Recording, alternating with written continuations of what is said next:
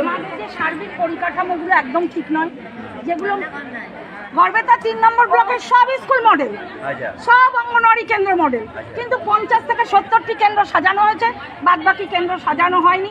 আমাদেরকে বলা হয়েছিল যে আপনারা কিছু কিছু জিনিসপত্র, ফেলে দেওয়া জিনিস, ছিঁড়ে ফেলা জিনিস, কাপড় চোপড় দিয়ে পুতুল, খেলনা, কাগজ দিয়ে খেলনা তৈরি করে কেন্দ্রগুলো সাজান। কিন্তু তখন আমরা সাজিয়েছিলাম করোনার আগে। করোনার সময় বিগত 2 বছর আমাদের সব সেন্টার বন্ধ ছিল। আমরা মাঝে মাঝে সেন্টারে যেতাম, তারপরে কী হলো, সেসব সাজানোর জিনিস নষ্ট হয়ে গেল। আমাদের ক্ষমতার বাইরে আমরা আর খরচা করে সেন্টার সাজাতে পারিনি। এবারে 2019 সালে মোবাইল ফোন বাবদ প্রত্যেকটা স্টেট গভর্নমেন্ট কেন্দ্র সরকারের কাছ থেকে 8000 টাকা এবং ফোনের রিচার্জ বাবদ 300 টাকা করে প্রতিটা কেন্দ্র পেয়েছিল। আমরা কিন্তু তখন ফোন পাইনি। গেল আমরা প্রত্যেকে 2022 সালে আমাদের পোষণ টেকারের নাম তুলেছি, সেই থেকে আমরা কাজ করছি।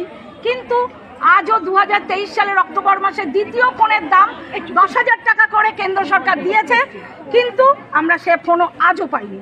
এবং তখন আবার রিচার্জের দাম বাড়িয়ে 350 করা হয়েছিল, কিন্তু আমরা পাচ্ছি 166 টাকা। আপনি বলুন, 166 টাকায় কোন কোম্পানি তার ফোনটা রিচার্জ করতে দেবে? দেবে কি? কেউ দেবে না।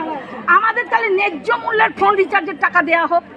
অবিলম্বে আমাদের যে দুটো কিস্তির ফোনের টাকা যে সরকারের কাছে পড়ে আছে, সেই 2টো কিস্তির ফোনের টাকা দিয়ে আমাদের ভালো ফোন দেওয়া হোক।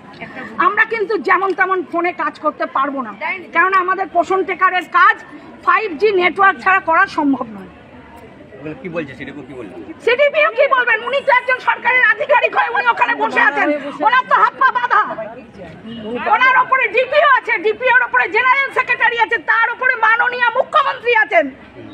তিনি কি বলছেন আমরা সেটা শুনতে চাই। আমাদের কোথায় দিয়েছে? আমরা পেয়েছি, আমরা পাইনি। আপনি বলুন, আপনার তো একটা পরিবার আছে, সেই পরিবারে রান্না করতে গেলে একটা জ্বালানির খরচা লাগে। সেই জ্বালানিটা কত খরচা লাগে? আমরা 18 টাকায় 30 জনের মাথা পিছু 1 টাকাও জ্বালানি দিতে হয়। ভাতাটাও কম ছিল আপনাদের,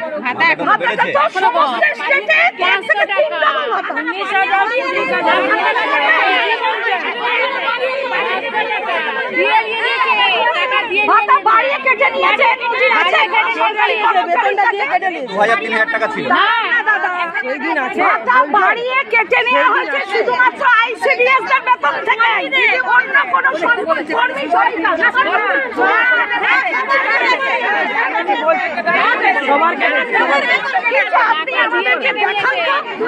এতগুলো স্টেট আছে, কোন স্টেটের সরকারি কর্মচারীদের ভাতা বাড়িয়ে কেটে নেওয়া হয়? আমাদেরকে দিয়ে আবার আমাদের কেটে নেওয়া। বলছি যে 3000 আর 8000, 5000 আর 8000, 5500 আর 8500 করে দিচ্ছে না, হয়নি? এখন আমরা বর্তমানে কেন্দ্রীয় অনারিয়াম ধরে দিদিমণিরা 9000, সহকর্মীরা 6550 টাকা। এটা তো আগে ছিল না, আগে তো অনেক কম ছিল। আপনি বলছেন আগে কম ছিল, এখন বেড়েছে।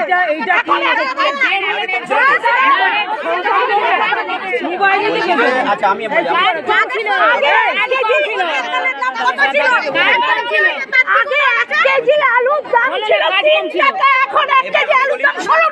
আমি বলি, বলছি যে আইসিডিএস যে প্রজেক্টের টাকা গভর্নমেন্টের ক্ষেত্রে সেন্ট্রাল গভর্নমেন্ট কমিয়ে দিয়েছে, বাজেট দিয়ে দেয়নি, এবং যেটুকু ভাতা বেড়েছে এইটাও স্টেট গভর্নমেন্টের পলিসির উপর দাঁড়িয়েছে। আমাদের স্টেট গভর্নমেন্টকে সমস্ত ক্ষেত্রে গেট আপ করে দিচ্ছে, সমস্ত গেট আপ করে দিচ্ছে। আরও যেগুলো আপনাদের যেগুলো চাহিদা বললেন, যে সমস্ত কথাগুলো, সেগুলো নিশ্চয়ই করবে গভর্নমেন্ট, কিন্তু এটাও ছিল না যে পরিকাঠামোটা আছে। আর সেন্ট্রাল গভর্নমেন্টের পলিসি, এটা তো আগে সেন্ট্রাল গভর্নমেন্টের পলিসি ছিল, কিন্তু এখন সেই ভাতাগুলো দেয়নি।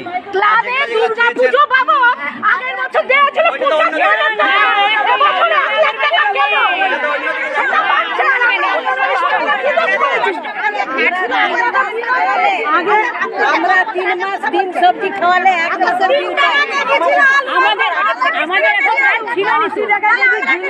আপনি বলছেন সবকিছুতে দিন দিন বাড়ছে, আমাদের কেন কমবে? আমরা তো চাইবো আমাদের বাড়ুক। আপনাদের বেতনটা কত বেড়েছে? আপনাদের কত বেড়েছে? আমরা যে দু পয়সা আসছি না, আমরা যে দুটোটাই আসছি, ওই জন্য আমাদের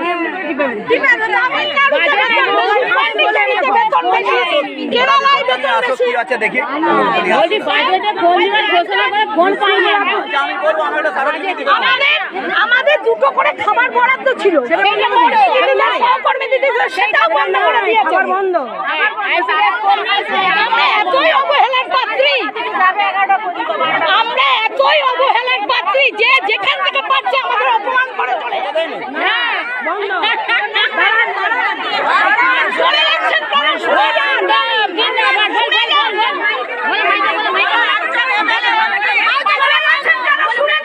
সমস্ত দাবির কথাগুলো